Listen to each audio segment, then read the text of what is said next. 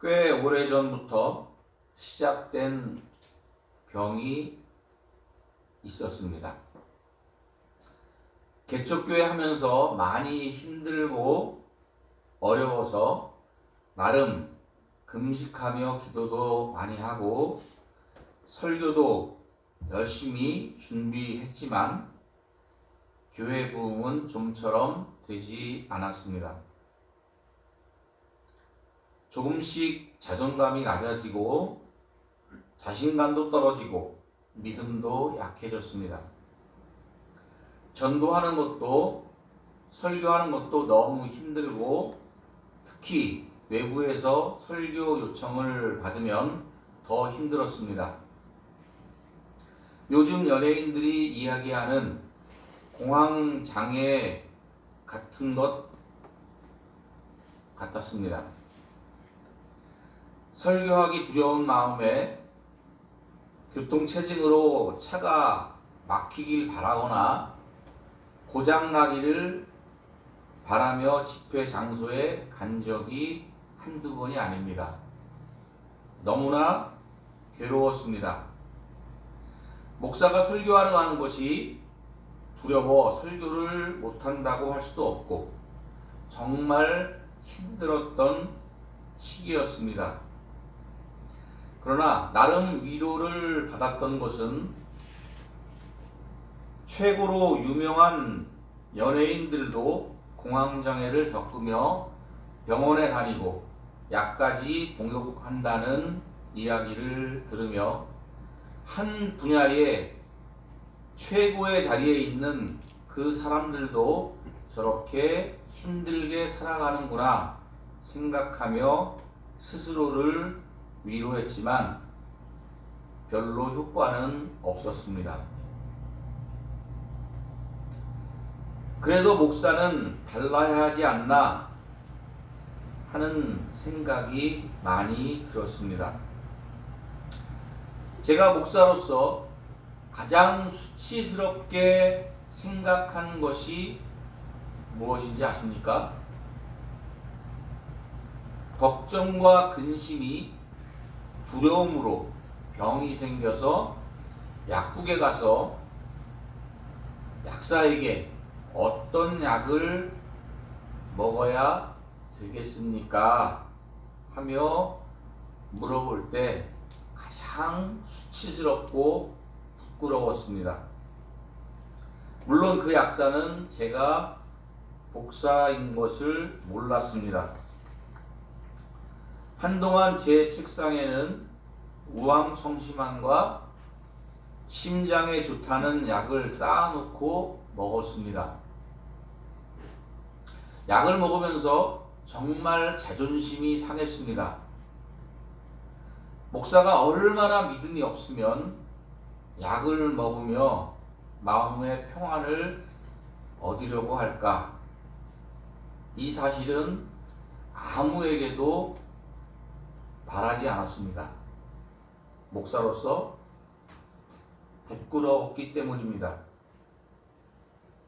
경제적인 어려움, 노후에 대한 불안감, 아내와 자녀들에 대한 책임감, 이런 모든 것들이 저에게 정말 큰 바위 같은 것들이었습니다.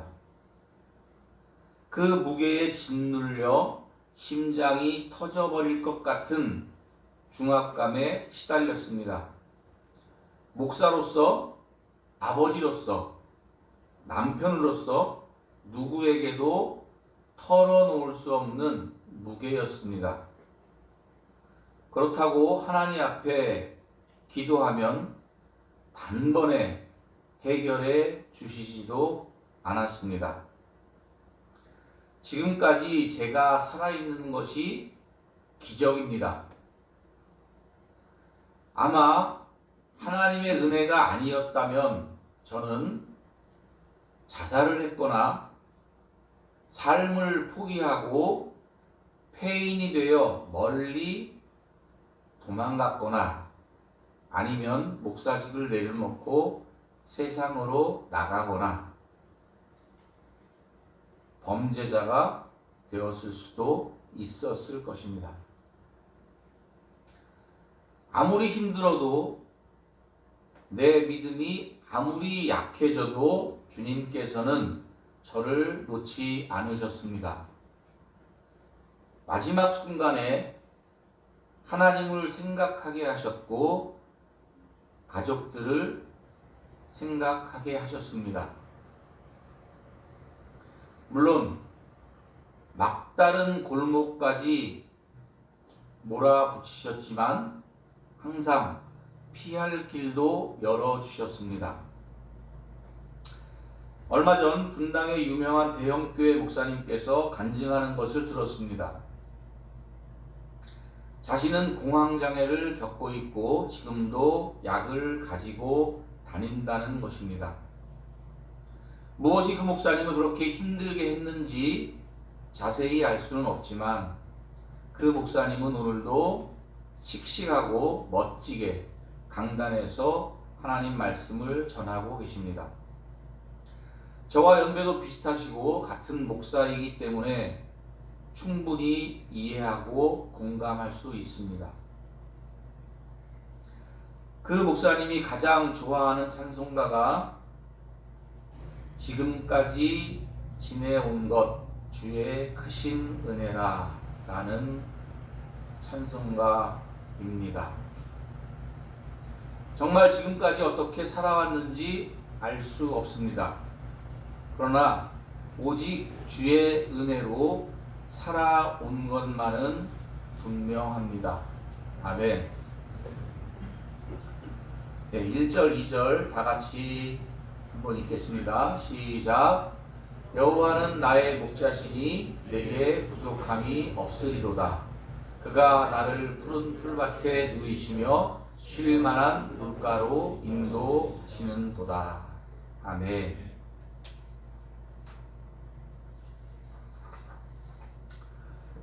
여호와께서 나의 목자 되시니 정말 내게 부족함이 없습니다. 할렐루야. 여러분의 마음 가운데도 이와 같은 신앙 고백이 진실로 이루어지게 되기를 주님의 이름으로 축복합니다. 하나님께서 나의 목자가 되시는데 나는 지금 정말 부족함이 없습니다. 예수님이 내 안에 계시고 나의 목자가 되시는 것, 그거 하나만으로도 나는 부족함이 없습니다.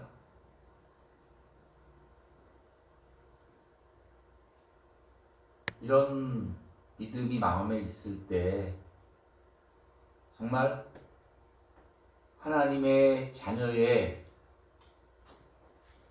복을 누리고 또 권세를 누리고 하나님의 자녀답게 살아가게 될 줄 믿습니다.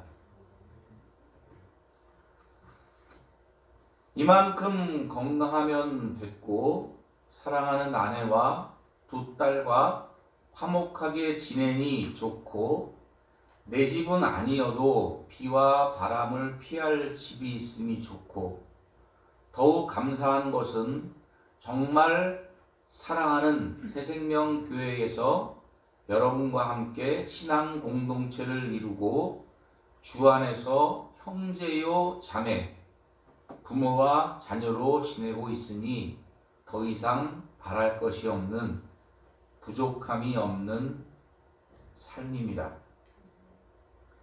부족함이 없으면 걱정과 근심도 사라집니다. 제가 여러분께 드리는 말씀을 여러분들은 얼마나 공감하실지 모르겠어요. 개척교회 할 때 부활절이나 성탄절이 싫었습니다. 왜냐하면 성도들이 없을 때가 많았습니다. 다른 교회에서는 크게 행사를 하고 서로 축하를 하고 즐겁게 지내는데 그 기쁨을 나누는 성도들이 없이 지내는 것이 얼마나 힘든 일인가. 물론 육신의 부모와 형제들이 있었지만 주 안에서 형제 자매로 지내는 신앙 공동체의 가족들이 없는 것이 얼마나 어려운지 그런 위치에 있지 않은 사람은 절대로 이해할 수 없습니다. 저하고 동기 목사님 중에 한 분이 계셨는데 그 목사님께서도 저와 같은 마음이 들으셨나 봅니다. 성탄절인가 부활절인가 잘 기억은 안 나는데 성도가 아무도 없어서 너무나 괴로워서 눈물을 흘리며 한없이 길거리를 대회했다고 합니다.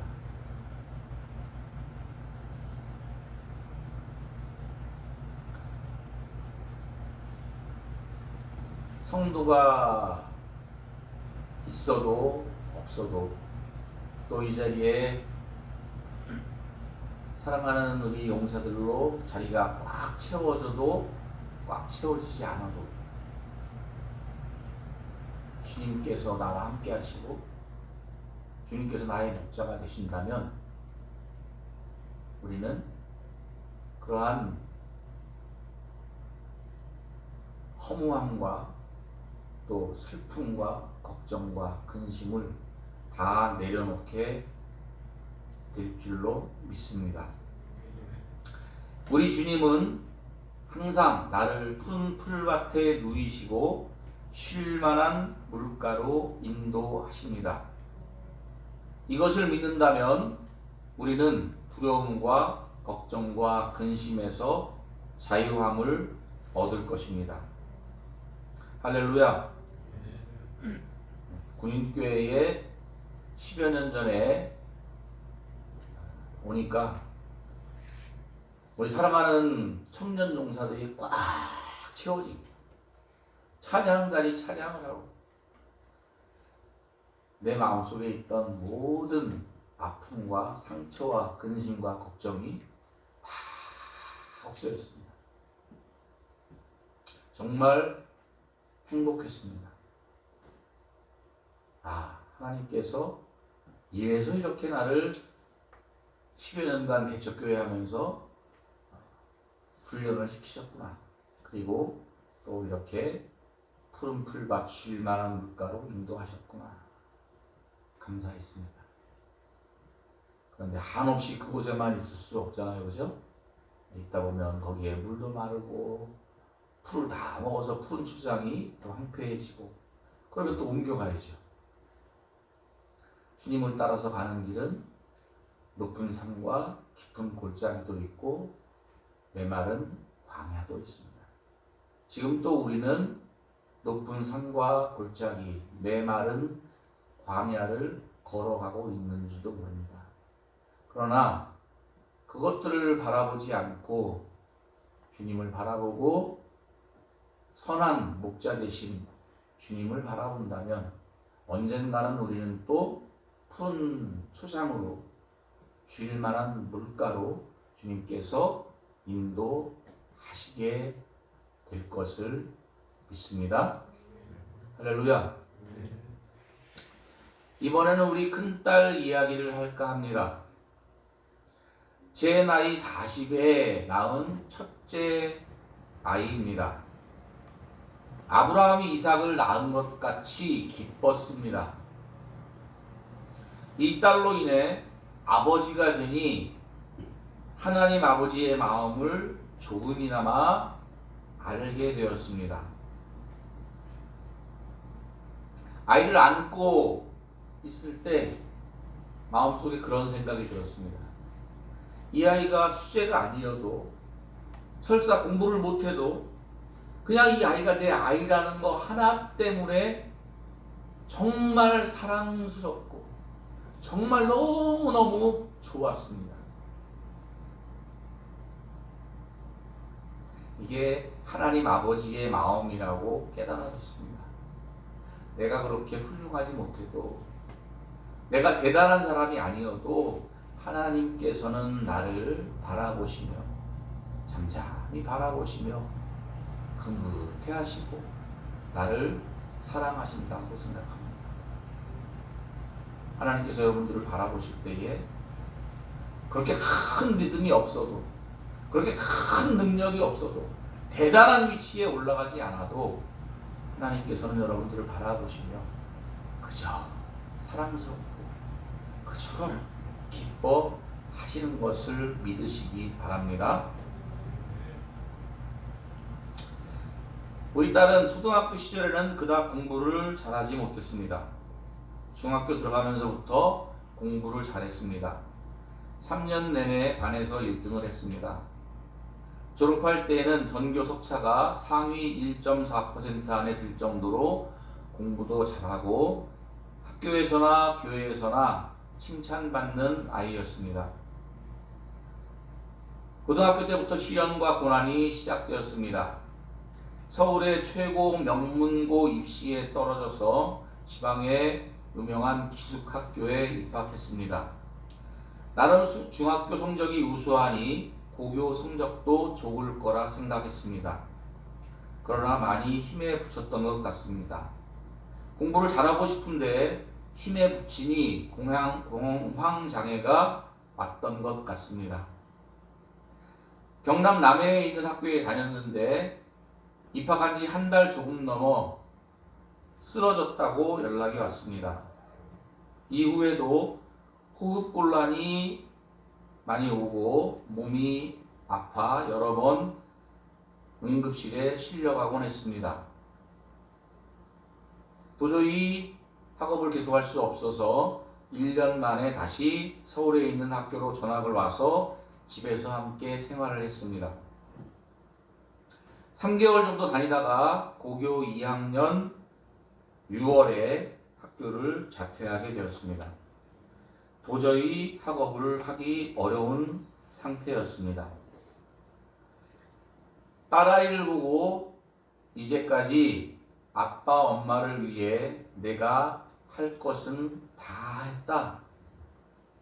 지금까지 엄마 아빠에게 준 기쁨으로만으로도 충분하다고 얘기했습니다. 그러니 앞으로 내가 하고 싶은 것을 하며 살라고 했습니다. 피아노 치는 것을 좋아하니 자퇴하고 실용음악을 전공하기로 했습니다. 그러나 이 길도 쉬운 길은 아니었습니다. 부모로서 얼마나 마음이 아프고 걱정되었는지 모릅니다. 실용음악의 명문대를 가고자 재수, 삼수를 했지만 계속 실패했습니다. 우리 영재도 실용음악을 했으니까 알 거예요, 그죠? 네. 서울예대 가고 싶었죠? 예. 네. 안 되죠? 예. 네. 무지 어렵죠?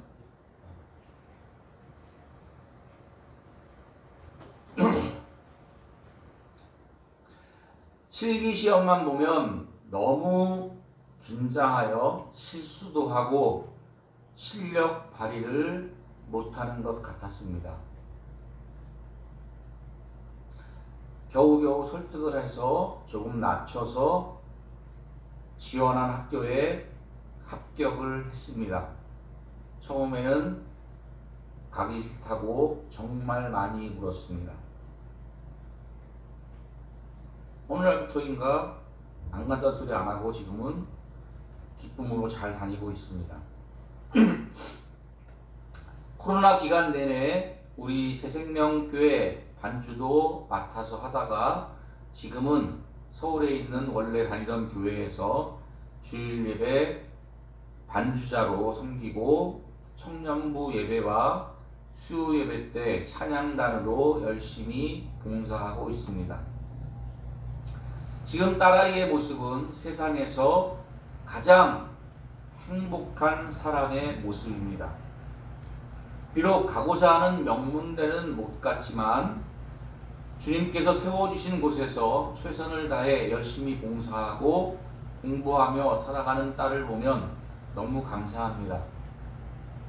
대학에 입학하기 전에는 참 많이 울기도 하고 저하고 다투기도 많이 했는데 지금은 얼마나 착한 딸이 되었는지 모릅니다. 학비도 걱정했지만 이렇게 저렇게 다 채워주시고 걱정 없이 잘 다니고 있습니다. 목자 되신 우리 주님께서 우리 큰딸 아이를 인도하시는 것을 보게 됩니다. 높은 산과 깊은 사망의 골짜기, 메마른 광야를 거치며 힘들기도 했지만 주님은 결국 푸른 초장으로 쉴 만한 물가로 인도하셨습니다. 앞으로도 우리 딸들과 우리 가족 모두를 주님께서 인도하실 것입니다. 할렐루야. 시편 23편을 보면 양들은 목자를 따르기만 하면 걱정할 것이 없습니다. 양들은 눈도 나쁘고 고집도 셉니다.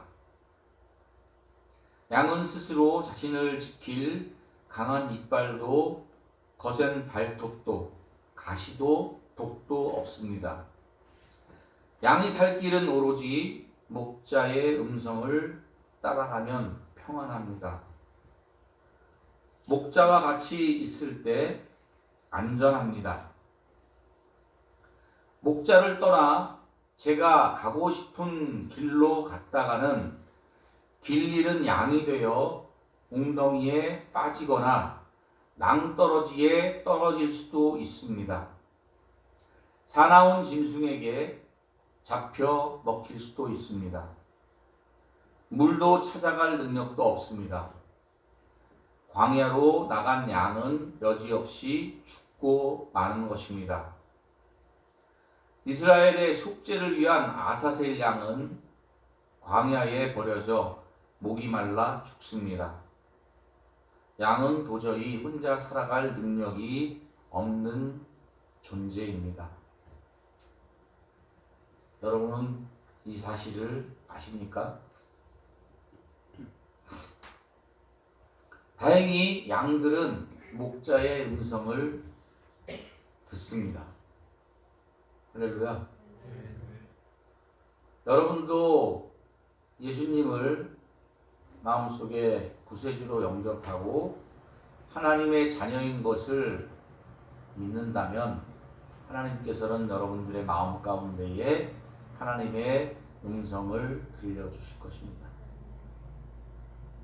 그 하나님의 세미한 음성에 순종하며 살아간다면 이 땅을 살아가는 것이 정말 힘들고 어려워도 내 마음과 내 뜻대로 되는 것이 하나도 없어도 결국 우리 주님께서는 쉴만한 물가 푸른 초장으로 인도하시고 또 떠나서 또 힘든 길을 걷겠지만 또 푸른 초장과 쉴만한 물가로 인도하시며 결국에는 하나님의 집으로 인도하실 것을 믿습니다.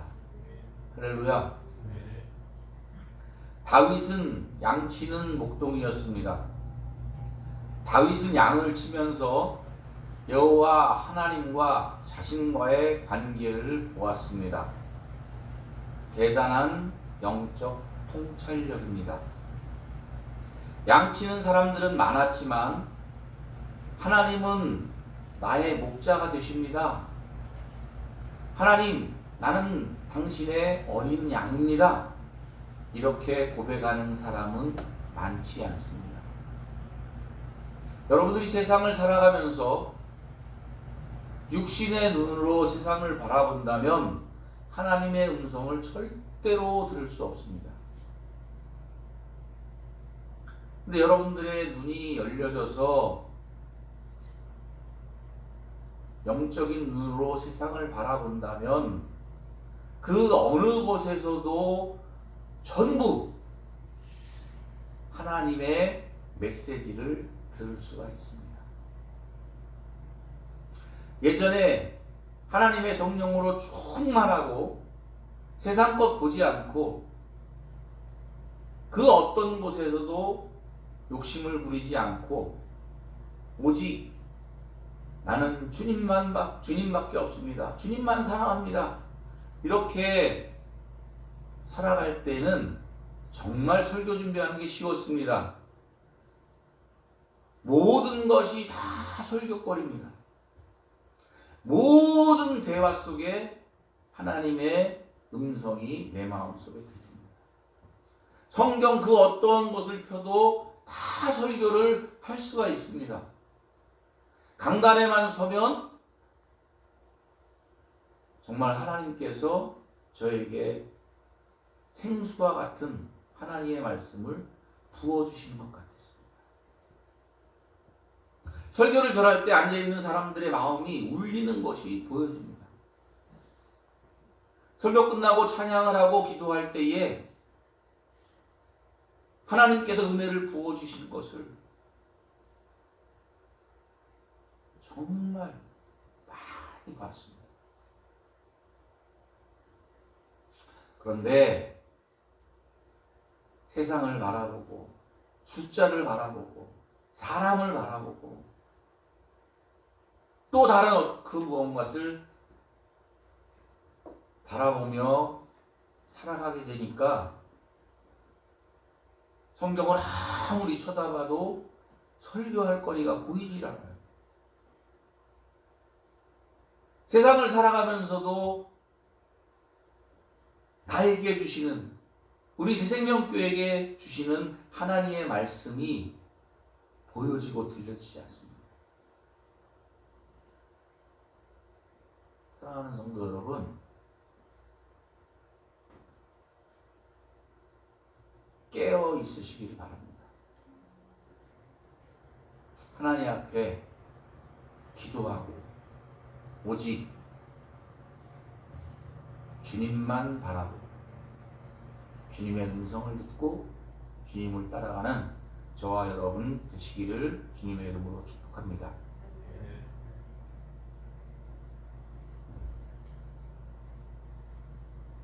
여러 가지 여러분들에게 할 말이 참 많은데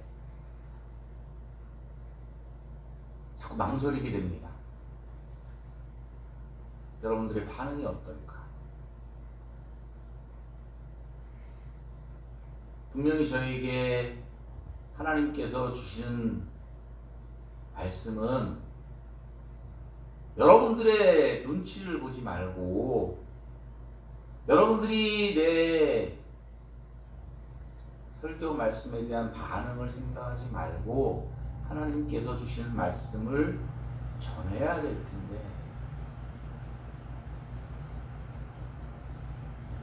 그게 참 쉬운 것이 아닌 것 같습니다.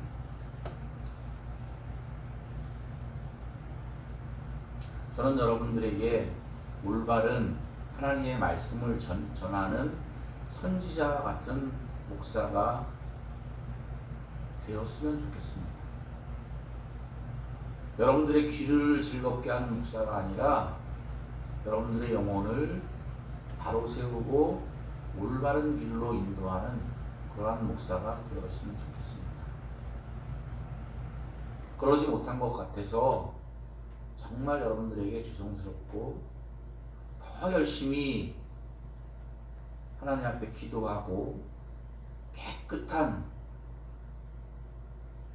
영이 되어서 하나님의 은혜의 통로, 축복의 통로가 되어야 할 텐데 그렇지 못한 것 같아서 또 용기를 내지 못해서 정말 우리 통합주둔지에 있는 모든 부대 또 이 자리에 나오신 여러분들께 정말 미안하고 죄송스럽게 생각합니다. 맨날 입으로는 남은 군선교 5, 6년 남았는데 열심히 해야지 이렇게 하면서도 참 풀타임 사역자가 아니고 이렇게 주일날 또 수요일날 와서 사역을 하다 보니까 세상에 살아가면서 목회를 하고 목회자로서 살아간다는 것이 쉬운 일은 아닌 것 같습니다. 생각 같아서는 일주일 내내 교회에 있으면서 여러분들과 같이 매일 하나님 앞에 제단을 쌓고 기도를 하고 그들을 위해서도 기도하고 그렇게 살았으면 좋겠습니다만 그게 또 쉬운 일은 아닌 것 같습니다.